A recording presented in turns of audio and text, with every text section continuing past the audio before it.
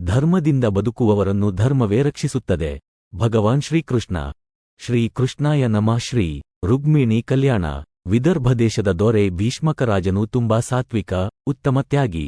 ಇವನಿಗೆ 5 ಗಂಡು ಮಕ್ಕಳು: ರುಗ್ಗಿ, ರುಗ್ಗರಥ, ರುಗ್ಮಬಾಹು, ರುಗ್ಗಕ್ಷೇಶ, ರುಗಮಾಲಿ ಎಂದು. ಇವರ ಅನಂತರ ಒಬ್ಬಳು ಸುಂದರ ಮುಖದ ಕನ್ಯಾ ಹುಟ್ಟಿದಳು. ಇವಳೇ ರುಕ್ಮಿಣಿ. ಜಗತ್ತಿನಲ್ಲಿಯೇ ಅಪ್ರತಿಮ ವಿದ್ಯೆ, ರೂಪ, ಔದಾರ್ಯ ಸೌಂದರ್ಯದಲ್ಲಿ ಇವಳಿಗೆ ಸರಿಸಾಟಿ ಮತ್ತೊಬ್ಬಳಿರಲಿಲ್ಲ. ಭೀಷ್ಮಕರಾಜನ ಅರಮನೆಗೆ ಆಗಾಗ ನಾರದಾದಿ ಋಷಿಗಳು ಆಗಮಿಸುತ್ತಿದ್ದರು.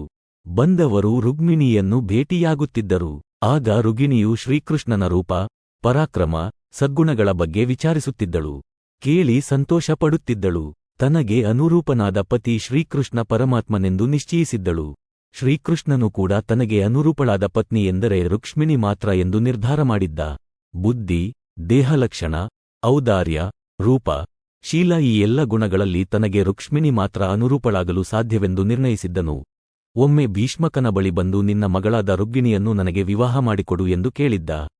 ಅವನು ಸಂಶಯಪಟ್ಟಾಗ ವಿಶ್ವರೂಪವನ್ನು ತೋರಿಸಿ ತಾನು ಸಾಕ್ಷಾತ್ ಪರಮಾತ್ಮನೆಂದು, ರುಕ್ಮಿಣಿಯು ಸಾಕ್ಷಾತ್ ಲಕ್ಷ್ಮೀ ಸ್ವರೂಪಳೆಂದು ದಿವ್ಯಚಕ್ಷುಸನ್ನು ನೀಡಿ ಅರ್ಥಮಾಡಿಸಿದ್ದ. ಆದರೂ ಕೂಡ ಅಸುರಾವೇಶದ ಪ್ರಭಾವಕ್ಕೆ ಒಳಗಾದ ಭೀಷ್ಮಕನು ಕೃಷ್ಣನಿಗೆ ಕನ್ಯಾದಾನವನ್ನು ಮಾಡದೆ ಸ್ವಯಂವರವನ್ನು ಏರ್ಪಾಡು ಮಾಡಿದ್ದ. ಭೀಷ್ಮಕನ ಎಲ್ಲ ಬಂಧುಬಾಂಧವರು ರುಕ್ಮಿಣಿಯನ್ನು ಕೃಷ್ಣನಿಗೆ ಕೊಡಬೇಕೆಂದು ಒತ್ತಾಯಿಸಿದ್ದರು. ಎಲ್ಲ ಅಣ್ಣಂದಿರು ಕೂಡ ಶ್ರೀಕೃಷ್ಣನ ಜೊತೆ ವಿವಾಹ ಮಾಡಬೇಕೆಂದು ಬಯಸಿದ್ದರು. ಆದರೆ ರುಗ್ಗಿ ಎಂಬ ಅಣ್ಣನು ದುಷ್ಟನಾಗಿದ್ದನು. ಶ್ರೀಕೃಷ್ಣನ ಜೊತೆ ವಿವಾಹ ಮಾಡಲು ಸಂಪೂರ್ಣವಾಗಿ ನಿರಾಕರಿಸಿದ್ದನು. ಶಿಶುಪಾಲನಿಗೆ ತನ್ನ ತಂಗಿಯಾದ ರುಗಿಣಿಯನ್ನು ಕೊಡಬೇಕೆಂದು ಸಂಕಲ್ಪ ಮಾಡಿದ್ದನು. ಅಣ್ಣನ ಉಪದ್ರವದಿಂದ ರುಕ್ಮಿಣಿಯು ಬಹಳ ದುಃಖ ಅನುಭವಿಸುತ್ತಿದ್ದಳು.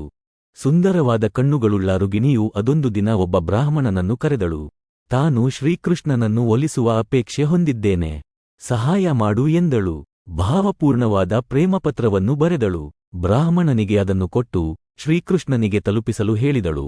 ರುಕ್ಮಿಣಿಯ ಪ್ರೇಮಪತ್ರವನ್ನು ಶ್ರೀಕೃಷ್ಣನಿಗೆ ತಲುಪಿಸುವ ಹೆಬ್ಬಯಕೆಯನ್ನು ಹೊಂದಿದ ಬ್ರಾಹ್ಮಣನು ಹಿರಿಹಿಗ್ಗಿದ.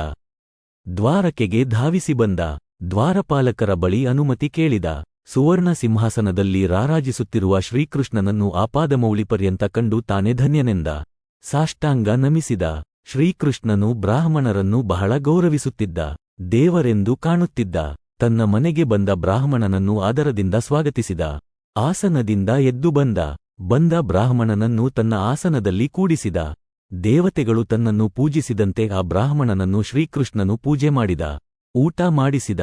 ವಿಶ್ರಾಂತಿಗಾಗಿ ವ್ಯವಸ್ಥೆ ಮಾಡಿದ. ಬ್ರಾಹ್ಮಣನ ಕಾಲುಗಳನ್ನು ತನ್ನ ಕರಕಮಲಗಳಿಂದ ಒತ್ತಿದ. ಶಾಂತಭಾವದಿಂದ ಬ್ರಾಹ್ಮಣನ ಮುಖಗಳನ್ನು ನೋಡುತ್ತಾ ಮಾತನಾಡಲು ಪ್ರಾರಂಭಿಸಿದ. ಕ್ವಚಿದ್ ದ್ವಿಜಕುಲ ಶ್ರೇಷ್ಠ ಧರ್ಮಸ್ಥೆ ವೃದ್ಸಮ್ಮತ ವರ್ತತೆ ನಾತಿಕೃಚ್ಯೇಣ ಸಂತುಷ್ಟಮನಸ ಸದಾ. ಶ್ರೇಷ್ಠ ಬ್ರಾಹ್ಮಣನೇ, ಕುಶಲವೇ? ಇದ್ದಷ್ಟರಲ್ಲಿ ತೃಪ್ತಿಯನ್ನು ಹೊಂದು ಮನಸ್ಸಿನವನು ನೀನು. ವಿನಾಕಾರಣ ಶರೀರಕ್ಕೆ ದಂಡನೆಯನ್ನು ಮಾಡುತ್ತಿಲ್ಲವಷ್ಟೇ. ಜ್ಞಾನಿಗಳಿಗೆ ಸಮ್ಮತವಾದ ಎಲ್ಲ ಧರ್ಮಗಳನ್ನು ನಿರಂತರ ಆಚರಣೆ ಮಾಡುತ್ತಿರುವಿತಾನೆ. ಯಾವ ಬ್ರಾಹ್ಮಣನು ಇದ್ದುದರಲ್ಲಿಯೇ ತೃಪ್ತಿಯನ್ನು ಹೊಂದುತ್ತಾನೋ, ಎಂದೂ ಧರ್ಮವನ್ನು ಬಿಡುವುದಿಲ್ಲವೋ, ಆ ಧರ್ಮವು ಅವರ ಎಲ್ಲಾ ಅಭೀಷ್ಟಗಳನ್ನು ಈಡೇರಿಸುತ್ತದೆ.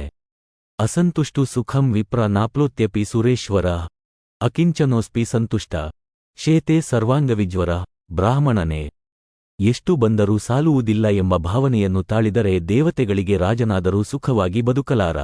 ಇದ್ದಷ್ಟರಲ್ಲಿ ತೃಪ್ತಿಯನ್ನು ಹೊಂದುವವನು ಏನೂ ಇಲ್ಲದಿದ್ದರೂ ಸಂತೋಷದಿಂದ ನಿದ್ದೆ ಮಾಡುತ್ತಾನೆ.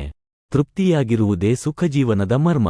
ವಿಪ್ರಾನ್ ಸ್ವಲಾಭ ಸಂತುಷ್ಟಾನ್ ಸಾಧೂನ್ ಭೂತಸುಹೃತ್ತಮಾನ್ ನಿರಹಂಕಾರಿಣ ಶಾಂತಾನ್ ನಮಸ್ಯೆ ಶಿರಸಾಸಕೃತ್. ಯಾವ ಬ್ರಾಹ್ಮಣನು ಇದ್ದುದರಲ್ಲಿ ತೃಪ್ತಿಯನ್ನು ಹೊಂದಿರುತ್ತಾನೋ, ಸಾತ್ವಿಕನಾಗಿರುತ್ತಾನೋ, ಸಾಧುಸಜ್ಜನರಿಗೆ ನಿರಂತರ ಉಪಕಾರವನ್ನೇ ಮಾಡುತ್ತಾನೋ, ಎಂದೂ ಅಹಂಕಾರವನ್ನು ಹೊಂದುವುದಿಲ್ಲವೋ, ನಿತ್ಯ ಹರಿನಿಷ್ಠನಾಗಿರುತ್ತಾನೋ, ಅಂಥ ಬ್ರಾಹ್ಮಣನನ್ನು ನಾನು ನಿರಂತರ ನಮಿಸುತ್ತೇನೆ. ಹೀಗೆ ಶ್ರೀಕೃಷ್ಣನು ಮುಕ್ತಕಂಠದಿಂದ ಬ್ರಾಹ್ಮಣನನ್ನು ಪ್ರಶಂಸೆ ಮಾಡುತ್ತಾನೆ.